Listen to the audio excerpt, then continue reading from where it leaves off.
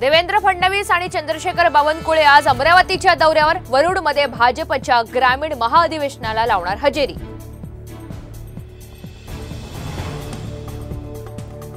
विधानसभेच्या पार्श्वभूमीवर गिरीश महाजन ॲक्शन मोडवर आज घेणार नाशिक जिल्ह्यातील सर्व 15 मतदारसंघांचा आढावा। लोकसभेतील पराभवावर सुद्धा करणार चर्चा।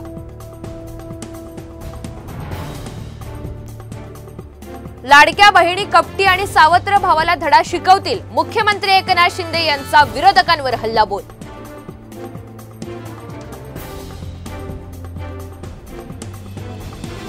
मराठा आंदोलकांसह विविध राजकीय खटले मागे घेण्याचा सरकारचा निर्णय, या संदर्भातील शासकीय आदेश जारी। मराठा आंदोलनाचा फटका बसल्याने सरकारची खबरदारी। एमपीएससी परीक्षेत उत्तीर्ण झालेल्या उमेदवारांच्या मुलाखती 13, 14 आणि 16 ऑगस्टला होणार। उमेदवारांची यादी आयोगाच्या संकेतस्थळावर लवकरच प्रसिद्ध होणार।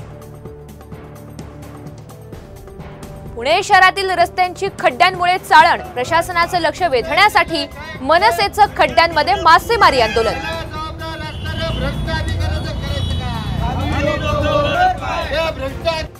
रायगडच्या रोहा ते कोलाड रस्त्यावर भलं मोठं भगदाड, वाहनांची वर्दळ असल्यामुळे अपघाताचा धोका, रस्त्याच्या कामाच्या दर्जाबाबत प्रश्नचिन्ह।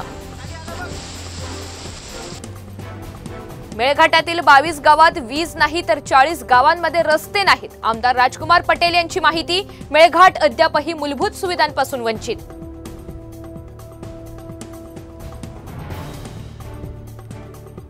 त्र्यंबकेश्वर इगतपुरी परिसरात पावसाचा जोर वाढला। दारणा धरणामधून 6738 क्युसेक वेगानं पुन्हा पाण्याचा विसर्ग।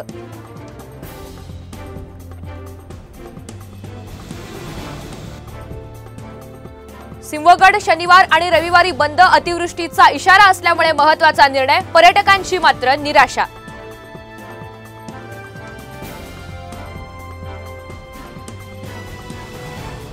रेल्वे अपघातात कुत्र्यासह मालकाचा मृत्यू, संभाजीनगरमधील घटना। कुत्र्याला वाचवताना रेल्वेच्या धडकेनं मृत्यू।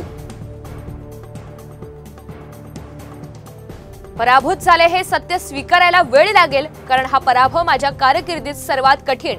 पीव्ही सिंधूची पराभवानंतर प्रतिक्रिया।